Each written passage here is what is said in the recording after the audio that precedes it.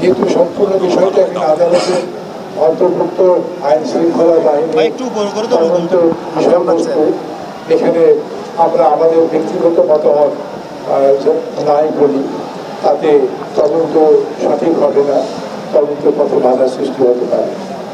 আমরা সংবরণ করবো, আমরা শোকে মূল্যবান হয়ে যাব না, ভেঙে পড়বো না, শোকে আমরা স্টিলের মতো শক্ত থাকবো, পাথরের মতো শক্ত থাকবো, যাতে আগামী যে কোনো প্রচেষ্টা এই বিপ্লবকে, এই গণঅভ্যুত্থানকে ব্যর্থ করার জন্য যেই করে থাকুক, যে অঙ্গনারই করে থাকুক, সেগুলো আমরা প্রতিহত করব।